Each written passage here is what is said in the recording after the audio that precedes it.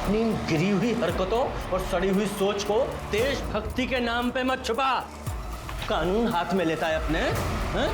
है कौन तू? कौन है? हे दरोगा, देखो हम बोल दे रहे हैं, हम पर हाथ मत उठाना वरना। उठाया हाथ, अभी लात भी चलेंगी और डंडे भी। क्या करेगा तू? क्या करेगा? क्यों मुंह काला करेगा उस बच्ची की तरह? रियाज की तरह सर फोड़ेगा? फरीदा की तरह बेइज्जत करेगा? क्या करेगा? बोल। आमना को क्यों मारा था? बोल। देखिए, विश्वास कीजिए हमारा, आप बाकी सब जो बोले माने वो सब सही है, लेकिन हम किसी का मर्डर नहीं किया है। नहीं मारा तुमने। शर्मा, इसकी सारी डिटेल्स मुझे चाहिए। इसके कॉल रिकॉर्ड्स, इसकी मोबाइल लोकेशंस, छोटी से छोटी हर चीज। पहले ही केस में इतनी कॉम्प्लिकेशंस है और बढ़ती ही जा रही हैं। समझ में नहीं आ रहा है। इसे सॉल्व करने के लिए इसे शुरू से देखते हैं। बम ब्लास्ट में फरीदा खातून इन्वॉल्व थी, ये इन्फॉर्मेशन कहाँ से मिली?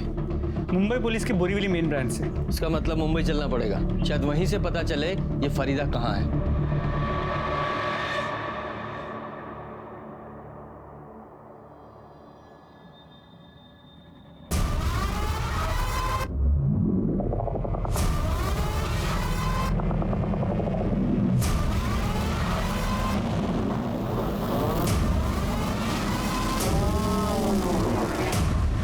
बॉम्ब ब्लास्ट 10 तारीख को शाम को 4 बजे हुआ। उसी रात एक गुमनाम आदमी ने हमारे कंट्रोल रूम को फोन करके ये बताया कि मीरा रोड के गणेश नगर में एक औरत रहती है जो इस बॉम्ब ब्लास्ट में इन्वॉल्व है। हम फौरन वहां पहुंचे, देखा तो दरवाजा बंद था। दरवाजा तोड़कर जब हम अंदर पहुंचे तो देखा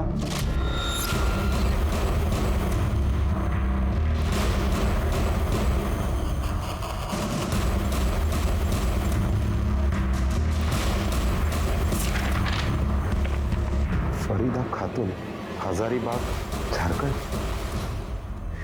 आओ साहेब, आम्हाला तिच्याबद्दल काहीच नाही माहिती। हाँ, आते जाते देखते थे उसको। आधी आधी रात को आती थी। एक आदमी आता था उसको छोड़ने के लिए। उसका क्या वास्ता था उससे वो नहीं पता हम लोग को। उस लड़के की शक्ल याद है? वो क्या है ना, कभी टोपी, चश्मा, हेलमेट लगाता था ना, तो कभी उसका चेहरा नहीं देखा। वो औरत है ना, यहाँ भाड़े पे रहती थी और किसी से वास्ता नहीं रखती थी। जी हाँ सर, फरीदा खातून मेरे ही घर में रेंट पे रहती थी। वैसे कभी मैंने उसका चेहरा देखा नहीं, क्योंकि उसका चेहरा हमेशा ढका हुआ रहता था। उसके साथ जो रेंट का एग्रीमेंट किया था उसका रजिस्ट्रेशन करवाया था आपने? जी हाँ सर, मैं चालू काम तो कभी करता ही नहीं।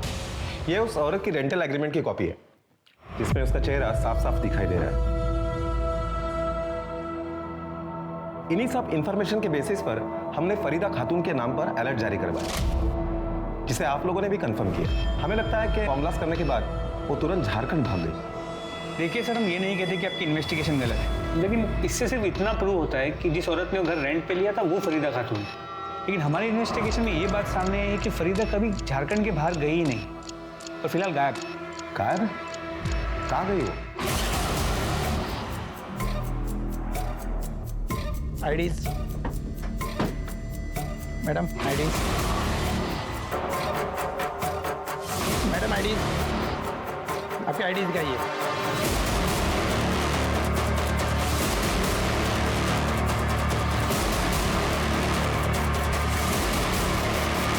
Farida Khatoon, you are under arrest.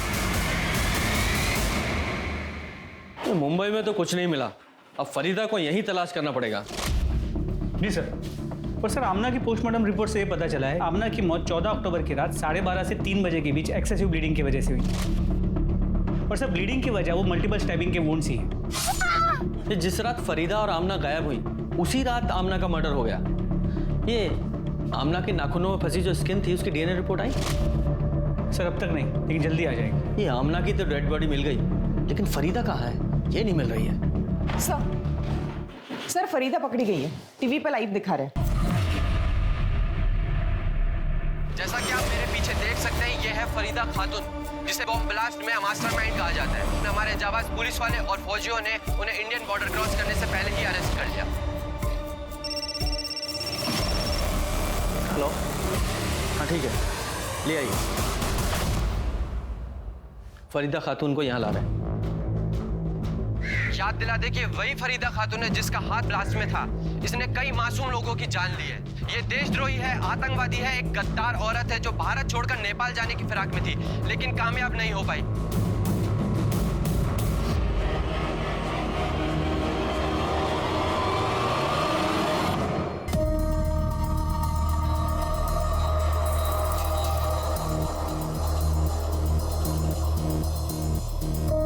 तुम कौन हो?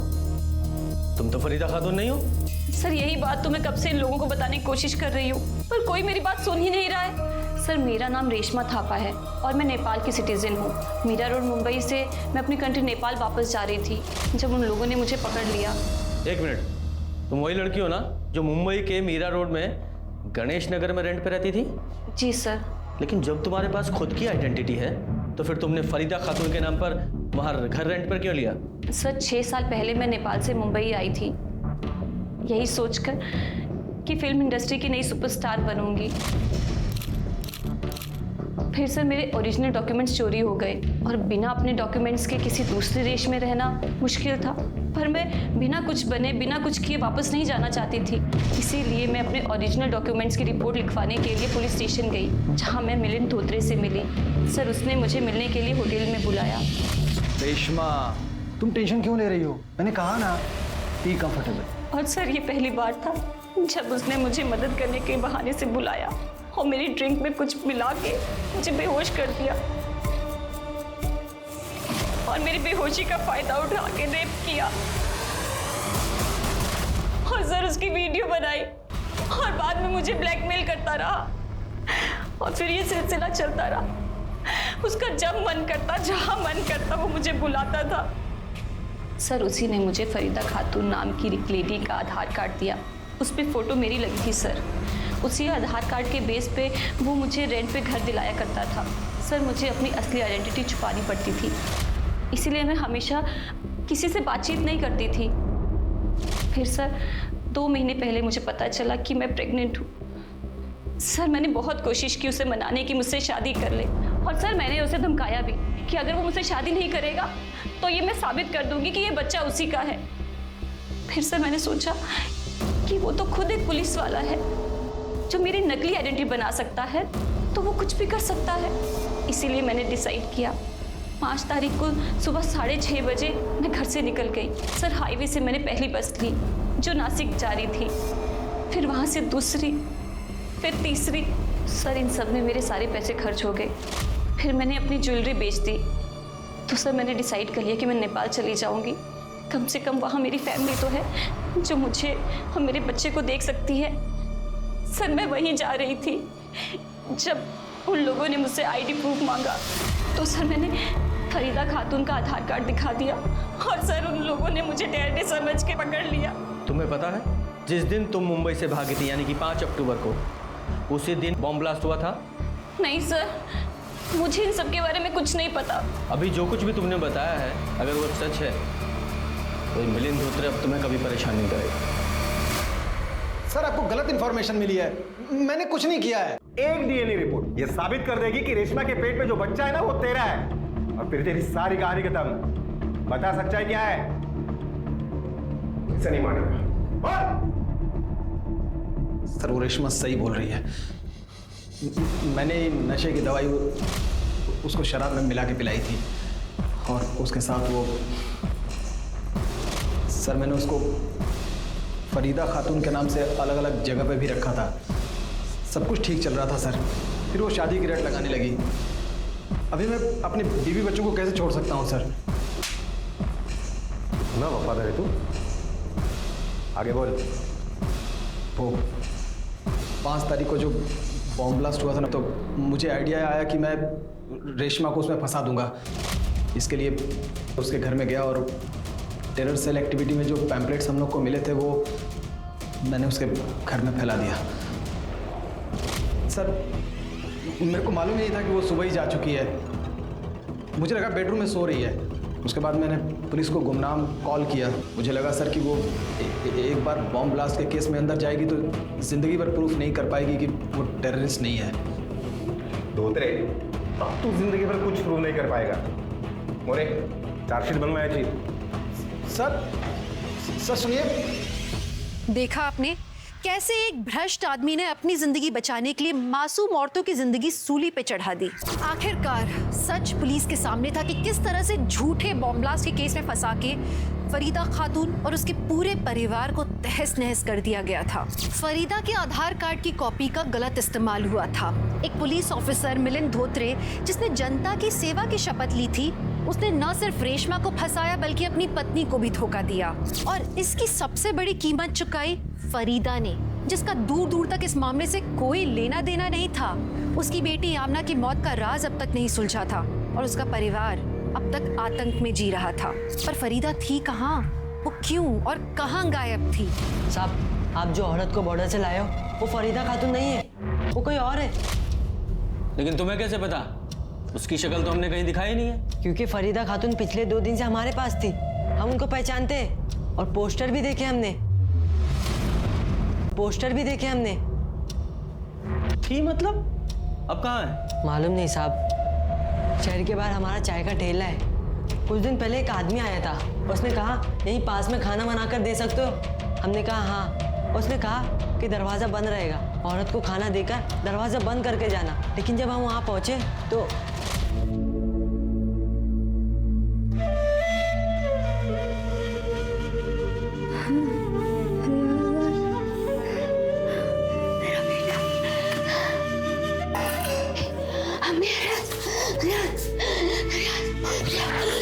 खाना रखा है, खा लेना। हम 3 दिन तक उसको खाना देते रहे, लेकिन उस औरत की हालत बिगड़ती जा रही थी और हम समझ गए वो आदमी उसके साथ गलत कर रहा है। और हमको रियाज बोलती थी और एक बात बड़बड़ाती रहती थी कि आमना को मार दिया, आमना को मार दिया। उसकी हालत हमसे देखी नहीं जा रही थी, इसलिए हम 2 दिन पहले उस औरत के पास गए और ये लो 100 रुपया, इतना ही है मेरे पास, इसे ले लो और यहाँ से भाग जाओ, नहीं तो एक दिन ऐसे ही मर जाओगी। चलो चलो यहाँ से चलो। तू अम्मी का बेटा है ना? हाँ हाँ। तू हमसे मिलना आएगा? हाँ। चलो अब तुम आजाद हो। चलो जाओ यहाँ से, नहीं तो जल्लाद आ जाएगा। जाओ। नहीं, हम नहीं, हमारे साथ चलो, चलो हमारे साथ। हम आएंगे, तुम जाओ, हम आएंगे। मेरा बेटा अम्मी से मिलने आएगा? हाँ हाँ, हम आएंगे, तुम जाओ यहाँ से, जाओ। सब साथ रहेंगे, सब खुश रहेंगे। तुम्हें पता है वो कहाँ गई है? नहीं मालूम साहब, उसके बाद हम अपने काम पे लग गए, ऊपर से वो जल्लाद का डर। कौन जल्लाद? कौन था वो आदमी? मालूम नहीं साहब, लेकिन हमारे चाय के ठेले पे आता था। फरीदा को भगाने के बाद हमें हड़काने आया था। हमने कह दिया शायद गलती से हमसे दरवाजा खुला छूट गया। उस आदमी का हुलिया बता सकते हो, कैसा दिखता था? हाँ साहब। स्केच आर्टिस्ट बुलवाओ। जी सर।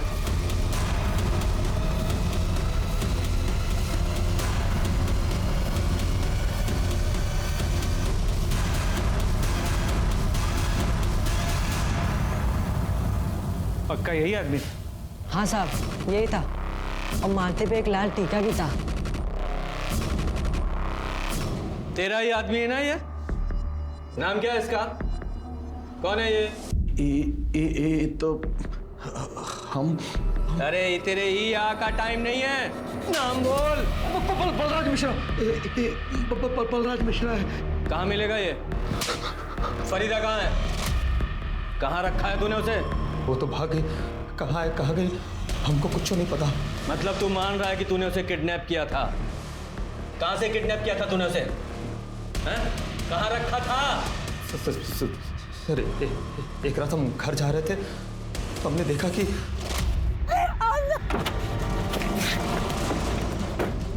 आगे खोलो हमारी। बताओ तुझे गद्दारी और देशद्रोही की क्या सजा होती है?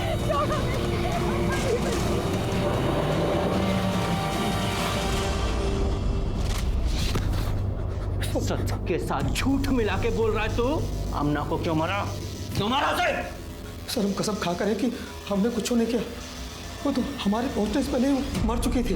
हम तो खाली उस देशद्रोही गद्दार को अपने साथ ले गए थे। उसने बम ब्लास्ट और देश के साथ गद्दारी की थी तो हम उसको सबक सिखाना चाह रहे थे।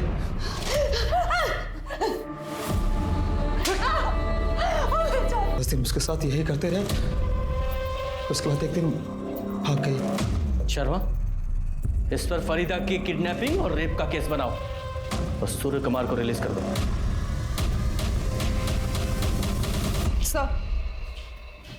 सर एक इंफॉर्मेशन मिली है, मंसूर के घर में उसके साथ कोई और औरत रह रही है। कौन? सर ये तो कह नहीं सकता, किसी ने उसका चेहरा नहीं देखा है। कहीं वो फरीदा तो नहीं है? आप कैसी बात कर रहे हैं सर? फरीदा यहाँ वापस आती तो हम आपको इन्फॉर्म नहीं करते हैं क्या? तो फिर ये मोहतरमा कौन है?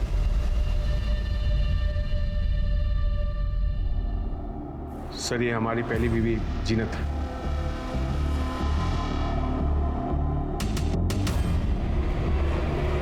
जीनत।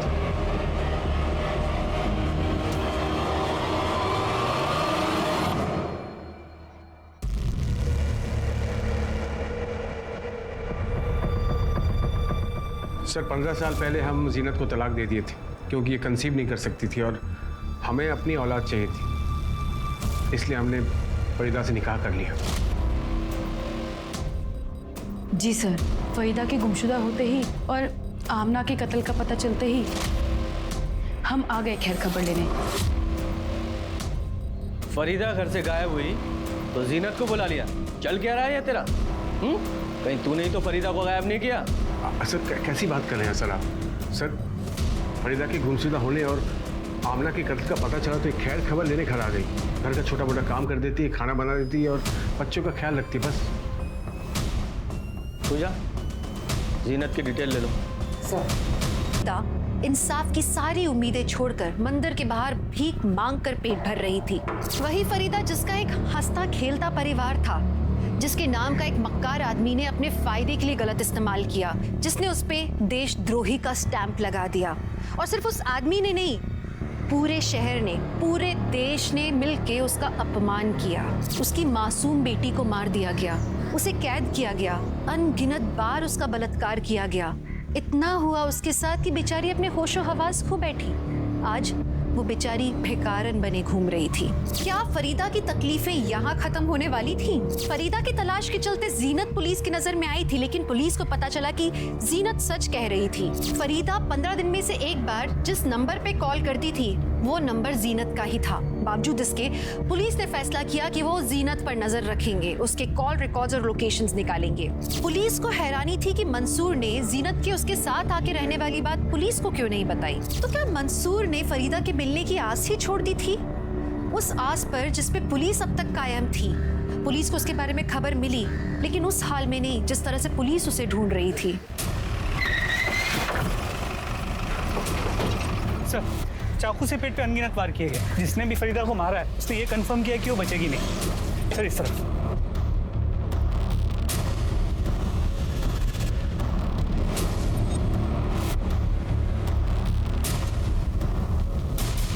इसका मर्डर भी ठीक उसी तरह हुआ है जिस तरह से आमना का।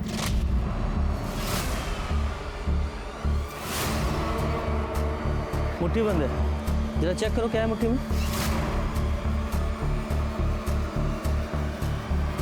सर लंबे बाल, शायद किसी औरत के।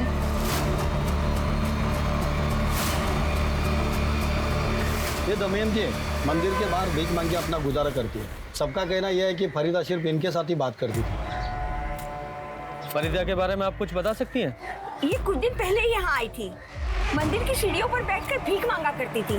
साहब यहाँ के लोकल गुंडे हैं ना, उसको उतना ही पैसा रहने देते थे कि वो पेट भर के खा सके।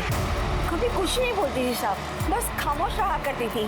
कभी कभी बड़बड़ाती रहती थी कि आमला को मार डाला, आमला को मार डाला। वो रियाज को याद करती रहती थी। हमने पूछा भी, 2 दिन पहले अचानक उसने कहा कि मुझे फोन करना है। एक फोन करना है हमें। फोन करना है? किसको? कोई है भी क्या तुम्हारा?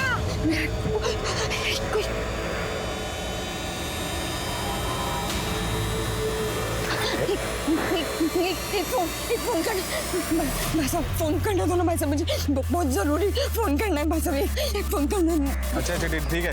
किसको फोन किया था उसने? मुझे तो पता नहीं। अच्छा आप बता सकती हैं कौन था वो आदमी जिसके फोन से फरीदा ने कॉल किया था? नहीं, मैं तो नहीं जानती हूँ साहब। फरीदा ने किसके फोन से कॉल किया था मुझे क्या पता। हजारों श्रद्धालु आते जाते रहते हैं यहाँ पे।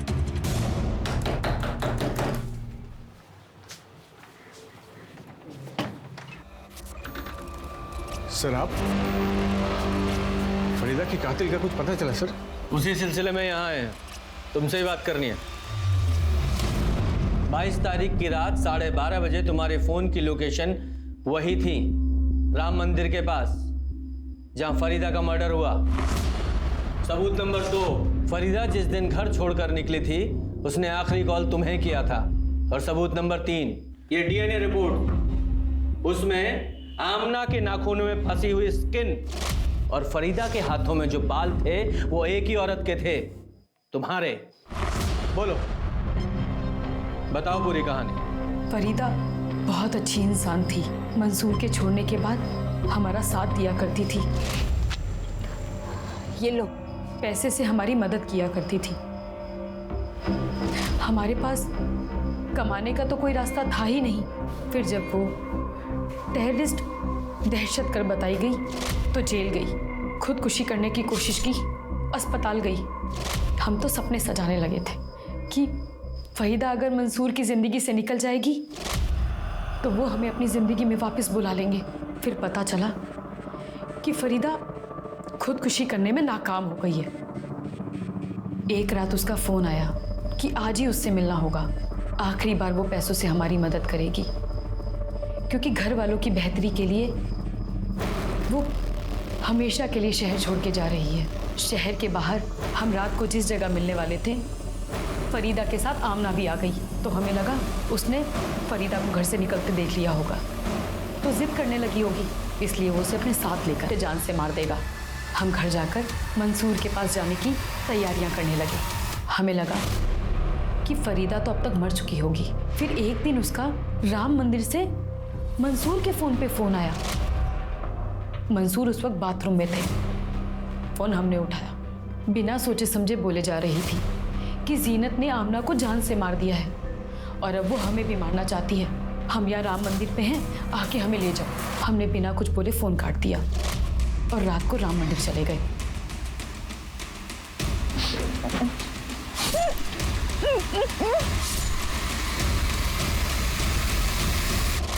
अल्लाह और कानून दोनों तुम्हें सजा देंगे। फरीदा एक नेक इंसान थी जो अपने पति की तलाकशुदा बीवी के लिए फिक्रमंद थी, उसकी मदद कर रही थी। पर जीनत ने फरीदा की नेक नियत का बदला फरीदा और आमना की कत्ल करके चुकाया। एक मासूम औरत जो अपनी घर गृहस्थी संभालने में लगी थी, बच्चों को पालने में लगी थी, उसका इतना अपमान हुआ, उसका बलात्कार हुआ, उसके साथ इतना अत्याचार हुआ, यहाँ तक कि उसकी हत्या भी कर दी गई। देशभक्ति दुनिया के हर इंसान के रगों में दौड़ती है, चाहे वो किसी भी देश का इंसान क्यों ना हो। पर इसका मतलब ये नहीं है कि गला फाड़ के चिल्लाना, दूसरों को गालियां देना ठीक है। आपको गाली देने का लाइसेंस कोई नहीं देता। आप सच्चे देशभक्त तब हो जब आप एक अच्छे इंसान हो। जब इंसानियत से भटकने लगो तो जरूरी है कि सिर्फ दूसरों को नहीं, पहले खुद को संभालो। इसी के साथ मैं दिव्यांका त्रिपाठी दहिया अब लेती हूँ आपसे विदा। फिर मिलूंगी एक नए केस के साथ। तब तक देखते रहिए क्राइम पेट्रोल, सतर्क, विमेन अगेंस्ट क्राइम। एक औरत पर वार, अब हर औरत का भार। जय हिंद।